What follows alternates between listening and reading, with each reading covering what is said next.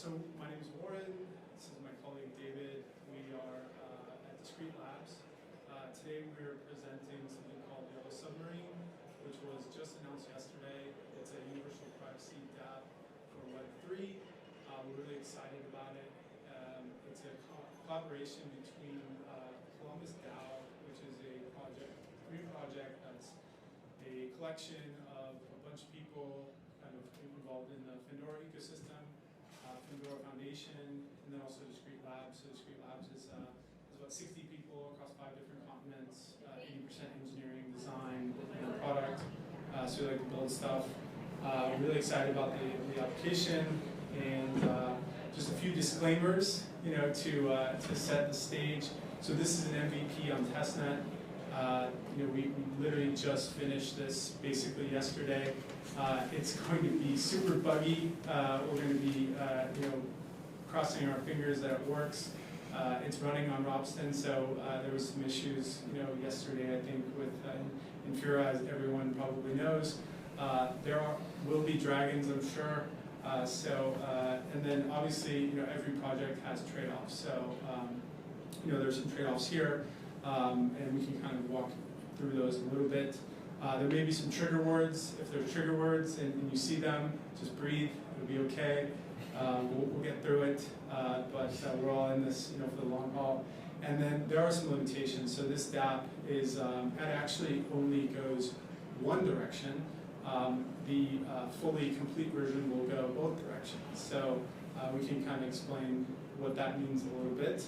Also, just to give you kind of a high-level overview of what the Findora multi-chain architecture looks like. So Yellow Submarine is built on top of Findora, which is kind of serves as the primitive for a lot of the cryptography. Findora is a layer 1 EVM-compatible blockchain with ZKB privacy. There is what we call native chain, which has UTXO and staking. There's a query server, UTXO RPC, and then a Z library. The Z library has a lot of cryptographic primitives in it. Findora native chain runs bulletproofs, so it allows for private transactions. It also allows the ability to issue private tokens. So you can think of, I think Zcash, Shielded Assets kind of has this in test. This is actually live on mainnet. So Findora was launched in April, the mainnet was launched in April 2021, so it's been running for about a year. We've been through the stability phase, which is super painful. We're emerging out of stability and finally getting into a phase where interesting things are happening. Findora runs Tendermint for consensus, so we implemented Tendermint in Rust. And then over on the smart, what we call the Findora Smart Chain, this is actually our EVM implementation. So we implemented the Sputnik EVM in Rust. We're a big Rust shop, so any Rust developers, shout out. Definitely love to collaborate with you. So this provides the runtime. There's an account module, of course, EVM RPC, and then the actual storage layer is actually shared by both native chain and smart chain. So it's a middleware, a database, and then there's an RPC call. So what actually binds these two together is something called Prism. Prism is a trustless swap protocol that can actually interconnect or intra-connect the Findora native chain with the Findora smart chain. And this is one of the primitives that actually allows Yellow Submarine to work. So that being said, we're going to offer up a toast to the demo gods, and hopefully this thing will work. And my colleague David's going to run through the demo. All right, let's give it a shot. All right, let me switch to here. All right, so just a quick explanation of what we have here. So what we're trying to do with Yellow Submarine is to transfer ERC20 assets from one EVM-compatible chain to another without, while making it pretty much untraceable, to break the link somewhere in there so that it can't be actually traced to the source EVM chain and source address. So in this demo, we're going to do from BSC testnet to Robston, and we're just going to use this EP20 asset that we've deployed on both sides. So it's just a GLD, our own version, and so we're going to go from there. So let's just do some amount. And for the receiving address, so I have both accounts loaded here. This is the account we'll be using to as the source, and this will be the destination address. So I'm just going to go and copy this as the receiving address. Let's go back here. Okay, now we're ready to go. And there was this connect your wallet step, of course, before this, but I already did that, so I'm sure everyone's seen it. All right. Cool. So what's going to happen first is, and then we'll show a diagram of this to kind of better walk through, but basically what's happening here is we're granting the permission for the GLD ES20 contract to spend 1.5, so that this is the Columbus contract. Columbus contract is the main smart contract that is going to be providing all the logic for this operation. So we're allowing it to spend 1.5 of our GLD, and we're going to go. So this gets approved first, and then after this, you'll see it'll ask me to actually just do a deposit. So.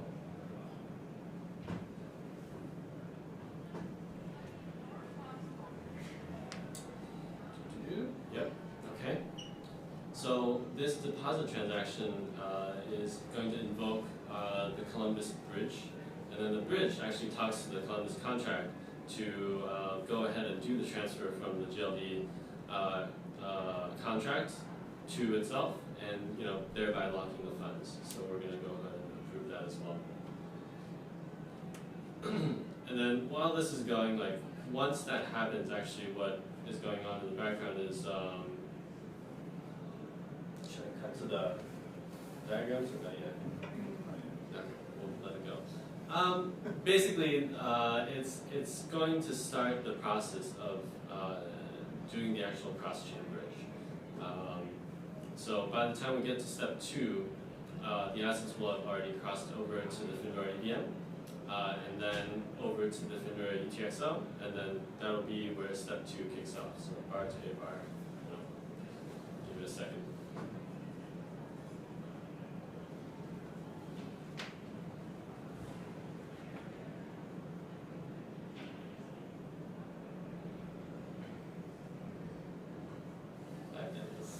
There we go. Oh, there we go. Cool. The demo gods. Yes. Praise. Yeah. So bar to a bar, this step is where we turn a UTXO into an anonymous asset using our Plonk implementation.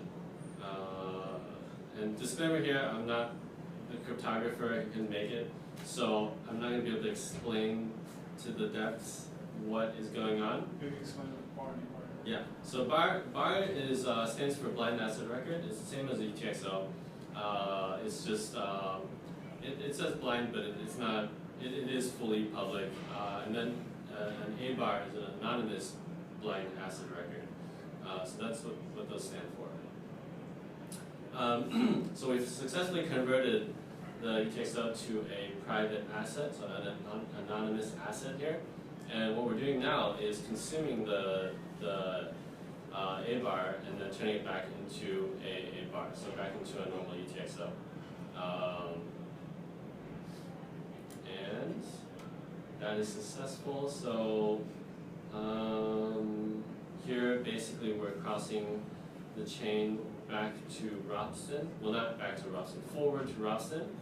And the last step here is the check. So there are a few steps in between here, the completion and there, so we're not going to be able to see the full. Yeah, sure.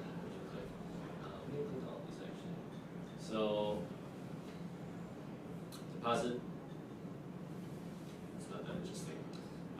This is where the bar to A bar happens. So take a look really quick here. We take the. Can you guys see that? Barely.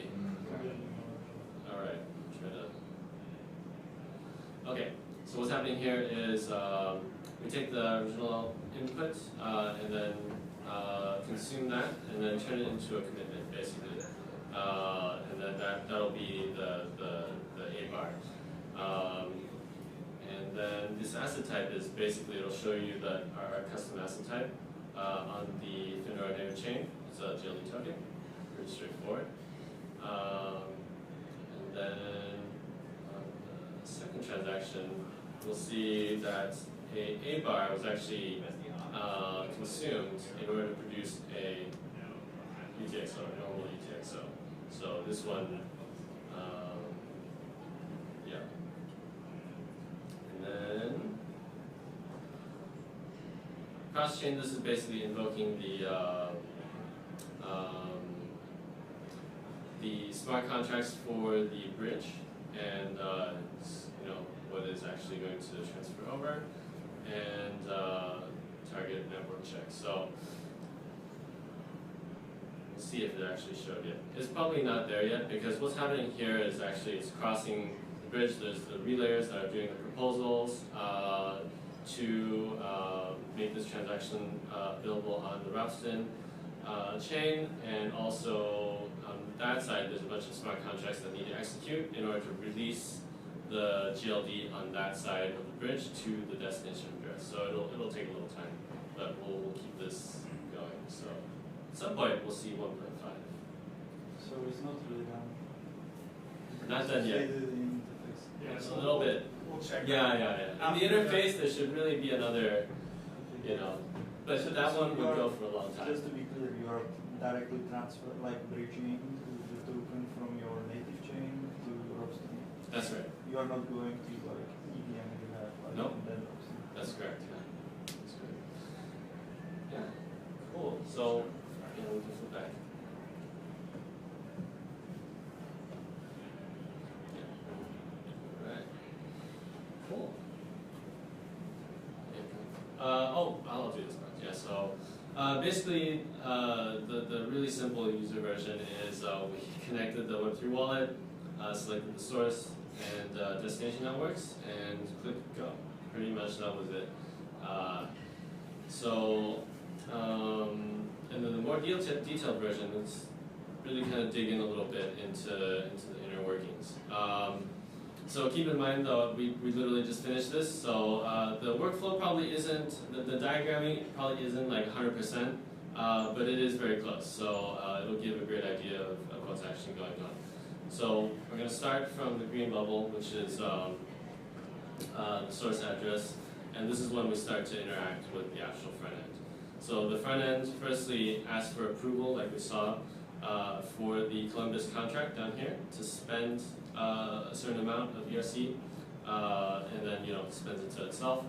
And then after that is all done, the front end will call deposit. So in this deposit, we include a bunch of metadata, which includes the recipient ID, the recipient UTXO address, which is generated in this step, and then also the destination chain, and then the amount and the asset type, and a few other things. And it invokes this bridge contract. So the bridge contract will actually call the Columbus pool contract to go ahead and lock up those funds.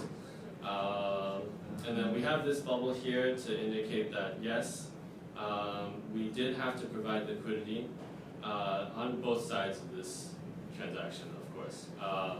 In the future, this could be a liquidity incentive contract of some sort, but right now we just directly provided to that contract, so let's make it work.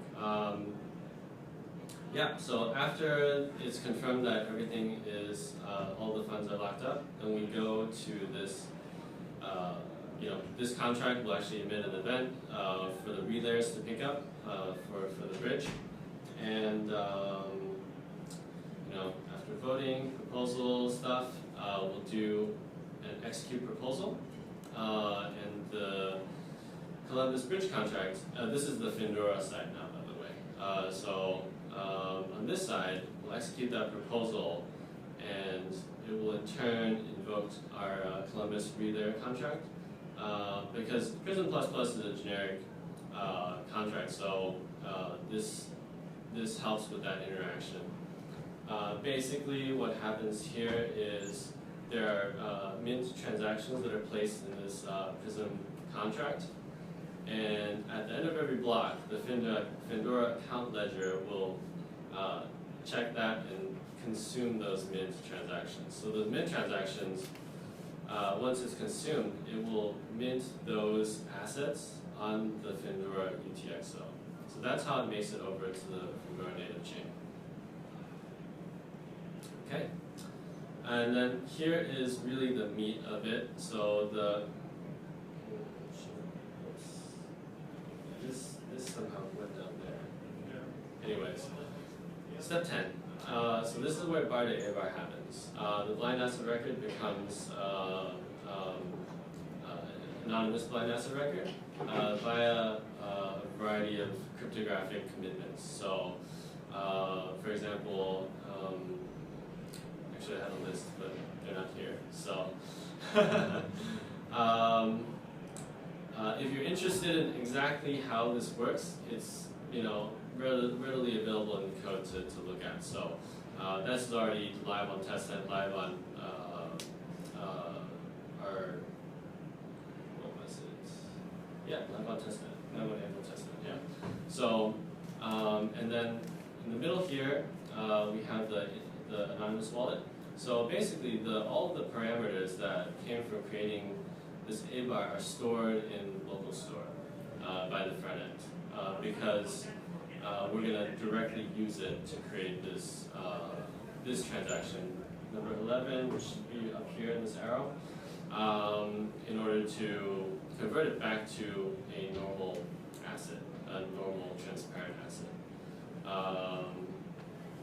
So during this process, basically, right here, bar to A bar, we know you can trace where the A bar came from based on the bar. There's a link between that and cryptographic proofs to prove that that's where it came from. But at this step, number 11, you actually don't have any way of knowing which A bar was consumed to create the bar. So that's where the link is broken. Does that make sense? Okay, cool. Yeah, so then we start the process to go to Amsterdam, basically. So we burn the UTXO, call Prism++, and the contract will begin the process to call the relayer contract and the bridge contract in order to send this asset over to the second EVM chain, which is Amsterdam. So there's the relayers that vote, propose and vote, and then execute the proposal for this particular transaction. And what happens at the end really is that this Columbus pool contract that already has GLD in it, because we funded it previously, will release GLD to the destination address on the browser. Yep. How do you make sure the steps 10 and 11 are not together, bound to each other? They're not. Analysis. Because it happens in quick succession. Yeah. So you Okay. can match them together, right? Yeah. That's. Okay, I'll repeat the question. So maybe go back slide and we can see what is actually basically bar to A bar and A bar to bar. You can just listen and you will figure out the link between first Findora UTXO and second Findora UTXO. Yeah, that's a great question. So the question was how because the steps 10 and 11 happen in quick succession. It's pretty easy to relate them or infer the relationship. Yeah, that's true. But that's because right now there is actually no transactions happening of this type except for via this this application, right? But if there were really just a few more, then it would be actually adding a random delay or But you offer it will be some type of asset. So you are not enforcing to be like, you are not mixing the same asset. You are mixing different assets with different values as well. So you have to like, you will need like a lot of volume to actually like hide the same asset and same amount with like. Yep, that's true. But you can see maybe maybe it wouldn't take that many transactions at the same time to do that of the same type. You know, if there were 10 and then all 10 go somewhere else, then you can only say that these 10 inputs somehow made it to the other 10. But those 10 have to be the same. Like you right, have to have same amount and same asset value. Yeah. So then like it's reasonable to say you have like 1 in 10 chance that you will like figure out which one it is, but like even if you have 10 choices, like you can probably like check out all the 10s like in there. Yeah. So you will need to do this multiple times to be really anonymous, I guess. And pick like some amount that are like most popular, I guess. Yeah. That is completely true, yeah.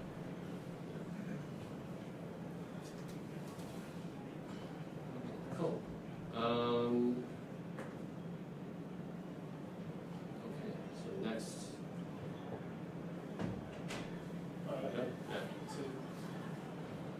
Alright, so obviously we're at a developer conference, so the question is, how can you build this?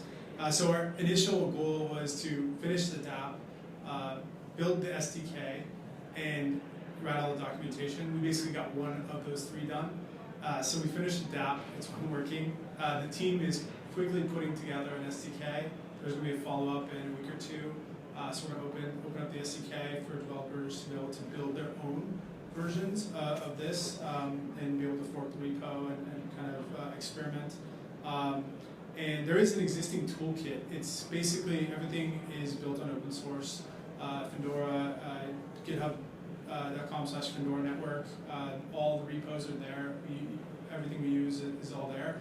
It's kind of a patchwork of repos, so you would really have to know exactly what repos and how to use them in order to like actually build this. So we're gonna basically abstract all that away and build the SDK on top of that. So that's coming soon, but definitely stay up to date with the project, and we hope to see a lot more of these kind of built because we think privacy is a really important value proposition. Also, so not just doing asset transfer or like actual private swaps, but you can build a whole bunch, like a whole new category of Dapps that are all private, including vaults, dark pool dexes, money markets, NFTs, asset pooling, DAOs. As we're experimenting and there's more traffic on the network, we anticipate that that there'll be more of these. This is all kind of building toward people are calling it private DeFi or PriFi. We think that this could help unlock a lot more capital that's kind of sitting on the sidelines that they don't want to participate in the market because it's too transparent. So we think privacy can help to unlock and kind of help crypto meet more mainstream adoption. So who are we? So again, my name is Warren, CEO of Discrete Labs. David is our CTO. This is a collective project kind of under the Columbus DAO. There's a lot of different people all over the world that are contributing to this in various different time zones. Everyone, it's all being built again on Findora as like the primitives. So it's you can kind of check out all the projects and follow everything. Yellow Submarine's going to be, because we just like finished everything, it's going to be updated, on GitHub, and we'll share everything out, so we can expand, the network of this. But we do think this is one of the first practical, dApps for actually leveraging, zero knowledge for DeFi. We recognize there's lots of other projects that are actually building, the zkVM and everything, but we didn't want to wait. We wanted to see something, go live and push it. So we're actively contributing. We have a pretty big cryptography team that's constantly working on trying to kind of advance the state of the art for zero knowledge. And yeah, that's pretty much it. I don't know if we have time for questions. I think we're at about 30 minutes, but probably have time for a couple of questions. Awesome. How do you compare your project with like Wi-Fi? You call it. How do you compare it with DarkFi? So the question is, how do you compare the project Wi-Fi with DarkFi? I'm actually not familiar with DarkFi. Okay. But I think they are trying to build something similar on the case. Okay. Yeah, there's obviously, we think that privacy is critically important, and we're supportive of any project that's building out privacy. We want to collaborate, we want to contribute. In the best case scenario, like every project has optional privacy, and we think that would be a big win for the industry, and it will help to increase more mainstream adoption. If you look at like your historian of the internet, before when browsing, traffic, everything was very public. There wasn't a lot of use cases. It was hard to do payments, hard to do commerce. When actually you could start browsing, in a private way, that kind of unlocked a lot more use cases. So we think that crypto is going to do the same thing. So yeah, I'm not sure. I definitely want to check it out though.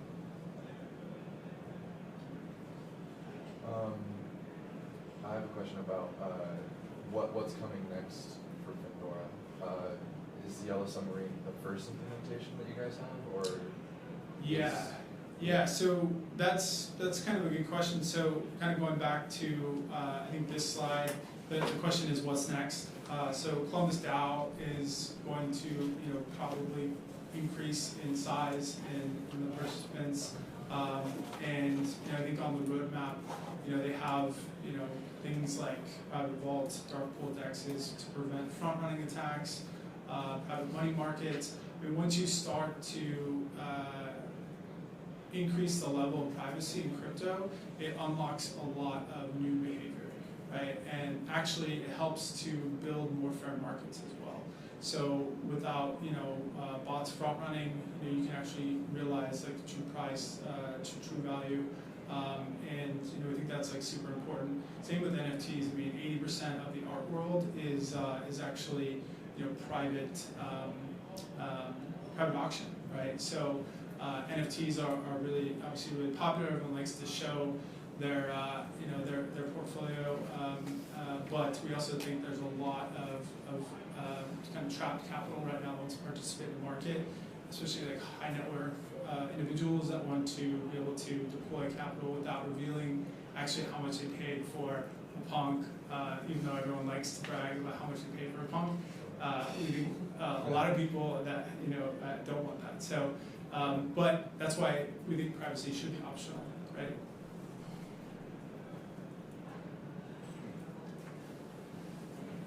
Cool. Well, thank you very much. Yeah, check us out again. Follow the projects here, and appreciate it. Thanks for coming out. Awesome. There's a Discord here. There's a Discord here if you guys want to continue conversations as well. Yeah. Awesome. Cool. Awesome.